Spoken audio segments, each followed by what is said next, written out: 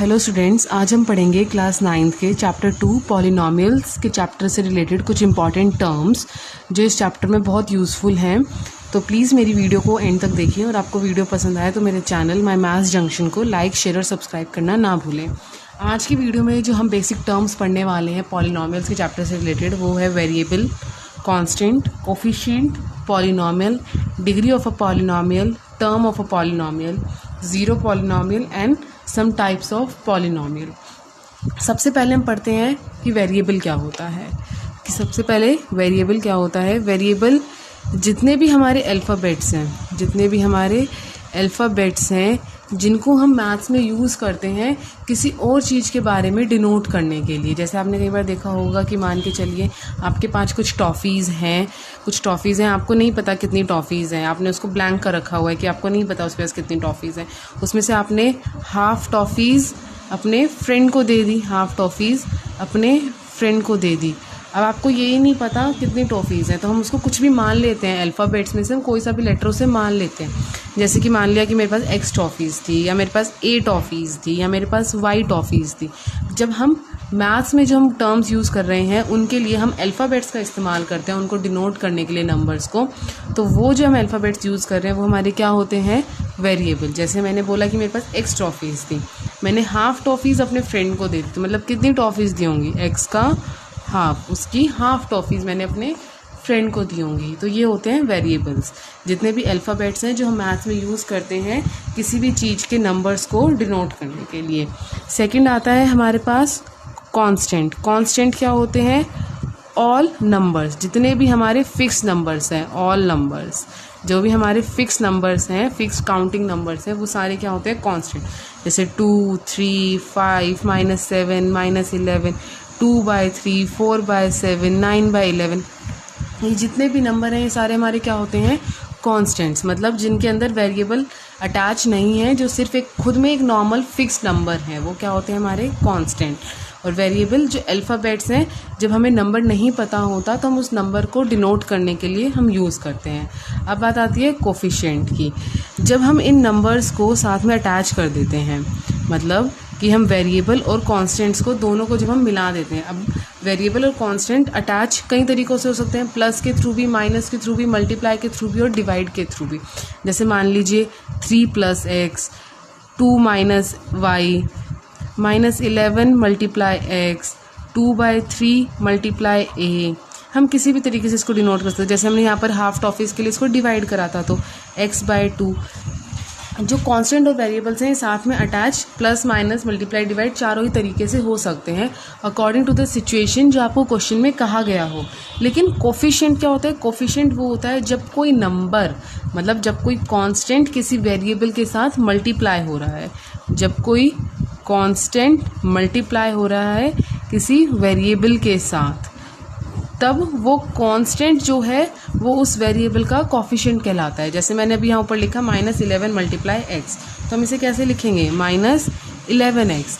अब जो x के साथ, मतलब वेरिएबल के साथ जो कांस्टेंट मल्टीप्लाई हो रखा है वो उस वेरिएबल का क्या होता है, कांस्टेंट होता है। यहाँ पर x के साथ क्या मल्टीप्लाई है, -11, सो -11 इज कोफिशिएंट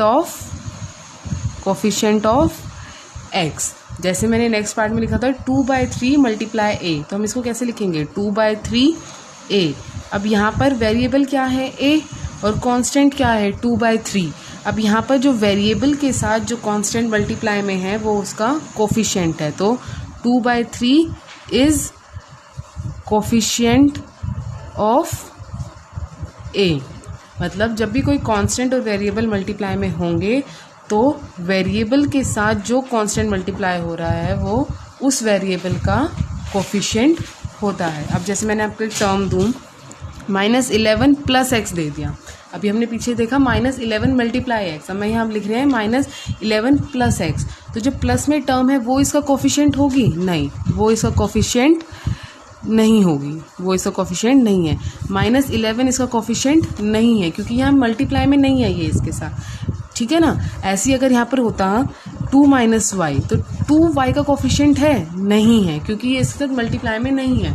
कोफिशिएंट सिर्फ जब ही होता है जब वो कांस्टेंट और वेरिएबल आपस में मल्टीप्लाई हो रहे हैं। जैसे 2 - y की जगह अगर 2y होता तो y क्या है, वेरिएबल, और 2 क्या है, कांस्टेंट। अगर हम अलग अलग देख रहे हैं, अब 2y में 2y से कैसे रिलेटेड है, तो 2y का कोफिशिएंट है, 2 इज कोफिशिएंट ऑफ y। अब जैसे 2 - y था, 2 - y में y है तो वेरिएबल ही, y वेरिएबल है और 2 कांस्टेंट है, लेकिन 2 का रिलेशन y से नहीं है और ना ही y का रिलेशन 2 से है, ठीक है। पर यहाँ जब मल्टीप्लाई में है तो दोनों नंबर्स का आपस में रिलेशनशिप है, जिस रिलेशनशिप को हम क्या कहते हैं, कोफिशिएंट कहते हैं। मतलब 2 जो है वो y का क्या है, कोफिशिएंट है। जैसे कि अब नेक्स्ट टर्म आती है मेन टर्म पॉलिनोमियल, जो इस टॉपिक का नाम ही है कि पॉलिनोमियल होता क्या है। जब हम अलग अलग जो कोफिशिएंट्स हैं या जो कांस्टेंट हैं, वेरिएबल्स हैं, जब हम इन सबको जोड़ देते हैं, मीन्स रिलेशन ऑफ 1 और मोर टर्म्स। मतलब जब मैंने 2y लिखा या 2 - y लिखा तो ये क्या बन गई, टर्म्स बन गई। 2y क्या है, एक टर्म है, 2 - y क्या है, एक टर्म है। जब हम ऐसे बहुत सारी अलग अलग टर्म्स को आपस में जोड़ देते हैं, आपस में उनका एक रिलेशनशिप बना देते हैं, तो वो क्या बन जाता है, पॉलिनोमियल। पॉलिनोमियल में कई तरह के होते हैं। जैसे मानिए कि एक ही वेरिएबल है, सिर्फ 1 वेरिएबल चल रहा है, कि मतलब हम सिर्फ एक ही वेरिएबल लेकर चलेंगे। एक होता है 2 वेरिएबल, कि हम 2 वेरिएबल लेकर चलेंगे। बट इस चैप्टर में आप सिर्फ 1 वेरिएबल पढ़ने वाले हैं, पॉलिनोमियल इन 1 वेरिएबल। यहाँ कुछ एग्जांपल्स दिखाती हूँ पॉलिनोमियल इन 1 वेरिएबल के, जैसे कि x² + 2, x³ + 2x -4। जैसे पॉलिनोमियल क्या कहता है कि आप एक से ज़्यादा 2, 3 कितनी भी टर्म्स को आपस में प्लस माइनस करके लिख सकते हैं, तो वो क्या बनेगा, पॉलिनोमियल। अब उसके अंदर जो x है वो कितनी भी पावर का हो सकता है, x की पावर 2, x की पावर 3, कितनी भी पावर का हो सकता है। जैसे x की पावर 5 + 4x + 3x² + 9x की पावर 4 + 5। आप इसमें कितनी भी पावर के ले सकते हैं। पॉलिनोमियल क्या कहता है, an - 1 x की पावर n, मतलब आप x की पावर कोई भी ले सकते हैं और उसका कोई भी कोफिशिएंट हो सकता है। ये हमेशा डिक्रीजिंग ऑर्डर में चलता है। an - 2 जो a वाली टर्म्स है ये क्या दिखा रही है, ये कांस्टेंट को दिखा रही है, या फिर आप कह सकते हैं ये कोफिशिएंट को दिखा रही है x के।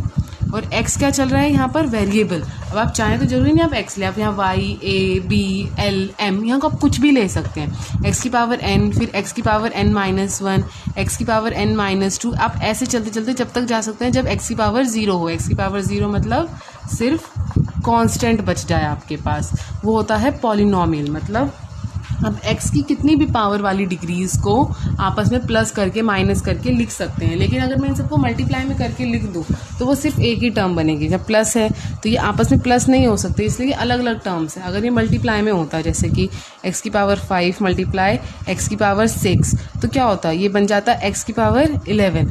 तो ये पॉलिनोमियल है, लेकिन ये सिर्फ एक ही टर्म है, इसके अंदर ये कई सारी टर्म्स में नहीं बना। तो पॉलिनोमियल की जो बेसिक रिप्रेजेंटेशन है वो हम इसको ये होती है an - 1 x की पावर n + an - 2 x की पावर n - 1। ये इस तरीके से चलता जाता है।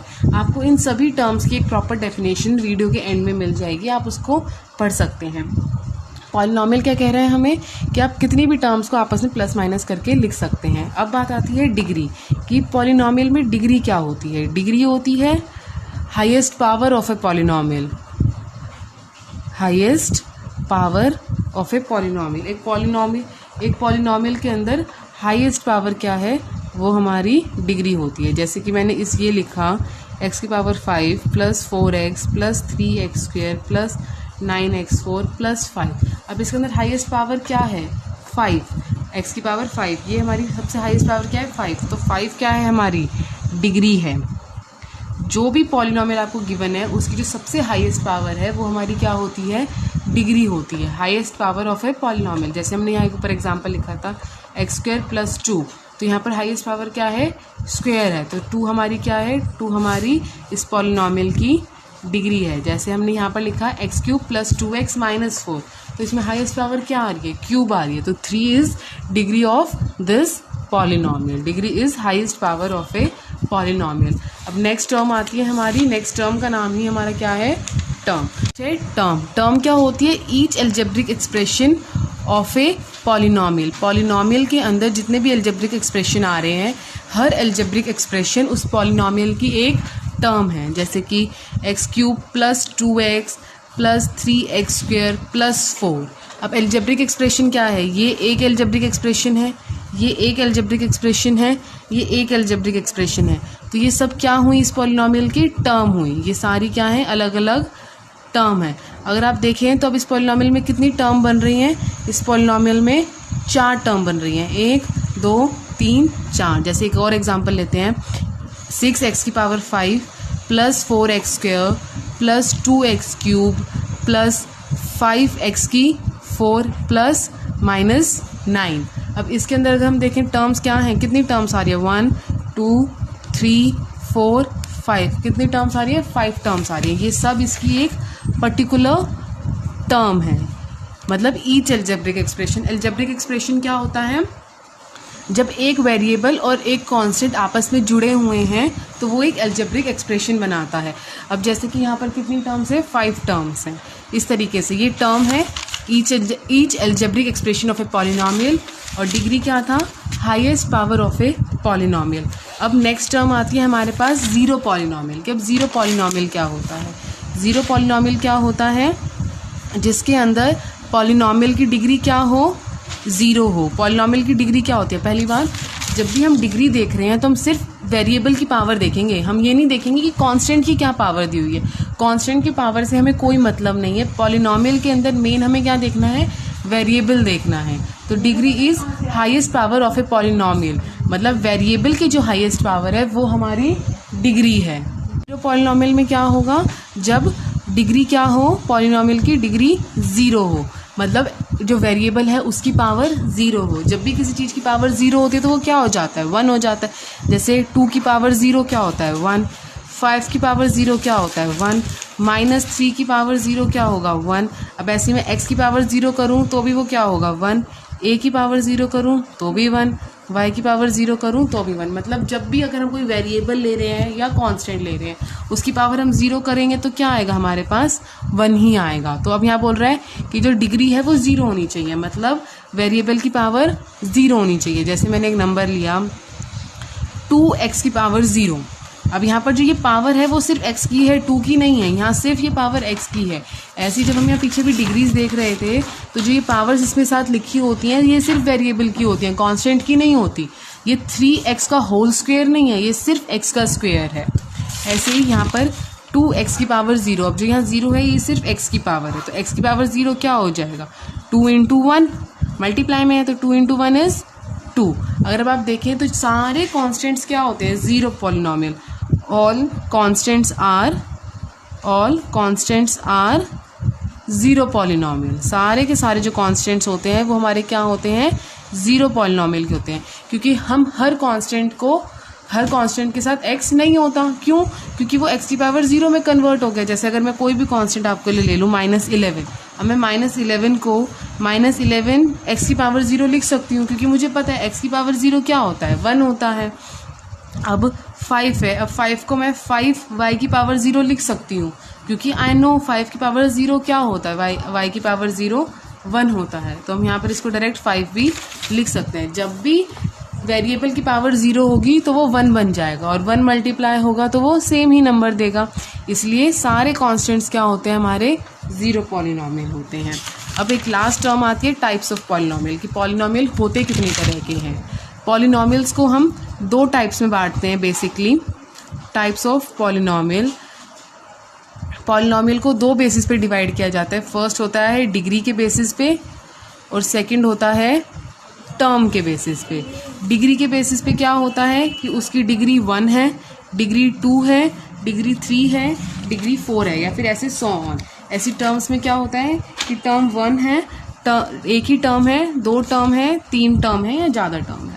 अब सबसे पहले हम डिग्री के बारे में पढ़ते हैं कि पॉलिनोमियल्स को जब हम डिग्री के बेस पे डिवाइड करते हैं, जब हमारे पास क्या होगी? डिग्री 1 होगी तो वो उसका नाम क्या होगा? Linear polynomial. मतलब जो पॉलिनोमियल है उसकी हाईएस्ट डिग्री क्या है? 1 है। जैसे कि x + 5 y - 3 2/3y। अब आप इस सब में देख सकते हैं जो वेरिएबल है उनकी हाईएस्ट पावर क्या चल रही है, हाईएस्ट पावर उनकी 1 चल रही है, तो ये क्या है, लीनियर पॉलिनॉमियल।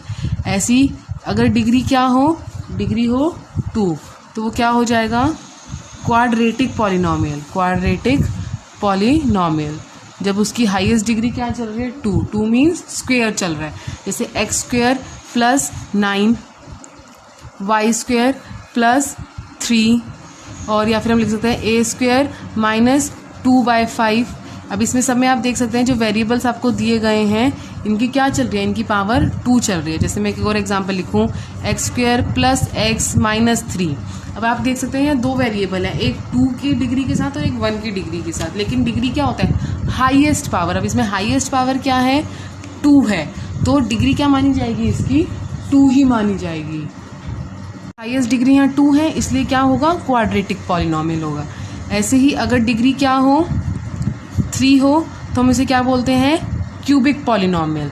जब किसी पॉलिनॉमियल की हाईएस्ट डिग्री क्या हो, 3 हो, तो वो क्या होगा, क्यूबिक पॉलिनॉमियल। जैसे y³ + y² - 9। तो अब आप देख सकते हैं y³ भी है और y² भी है, लेकिन डिग्री क्या होती है, हाईएस्ट पावर। हाईएस्ट पावर यहाँ क्या है, 3 है, तो ये कौन सा पॉलिनॉमियल है, एक क्यूबिक पॉलिनॉमियल है। ऐसे ही a³ × 5, तो ये क्या बन जाएगा, 5a³। तो यहाँ पर एक ही टर्म है लेकिन इसकी हाईएस्ट पावर 3 है, तो क्यूबिक पॉलिनॉमियल। ये होता है डिग्री के बेसिस। अगर अब आप चाहें तो इसको डिग्री 4, डिग्री 5 भी होता है, लेकिन अभी आपके सिलेबस में डिग्री 3 तक ही है, तो मैं अभी यहीं तक बता रही हूँ। अब नेक्स्ट होता है कि पॉलिनॉमियल्स को जब हम डिवाइड करते हैं टर्म्स के बेसिस पे। अब कि टर्म्स कितनी दी गई हैं पॉलिनॉमियल के अंदर, अब हम टर्म्स के बेसिस पे। सबसे पहले कि अगर सिर्फ एक ही टर्म हो, तो एक ही टर्म होती है तो हम उसे क्या कहते हैं, मोनोमियल। क्या कहते हैं, मोनोमियल। जब सिर्फ एक ही टर्म हो, जैसे कि सिर्फ 2x 3x² - 5y, ठीक है, जब सिर्फ एक टर्म हो। अब टर्म के साथ कोफिशिएंट हो सकता है, वो कोई प्रॉब्लम नहीं, और उस टर्म में कितनी भी डिग्री हो उससे भी कोई प्रॉब्लम नहीं, लेकिन सिर्फ टर्म है वो टर्म एक ही होगी। यहाँ पर 2 टर्म नहीं हो सकती। जैसे कि अगर मैं इनको दोनों को प्लस कर दूँ कि 2x + 3x², तो आप देखेंगे यहाँ पर कितनी टर्म बन गई, 2 टर्म बन गई।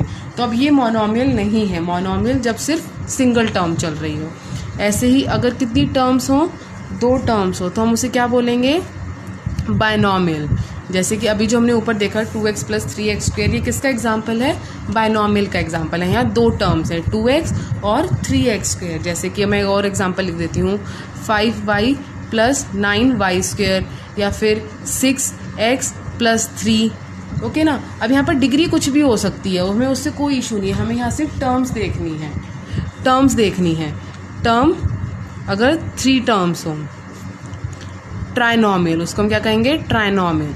हम यहाँ पर कितनी टर्म्स लेंगे, हम यहाँ 3 टर्म्स लेंगे। जैसे कि 9a² - 2/3।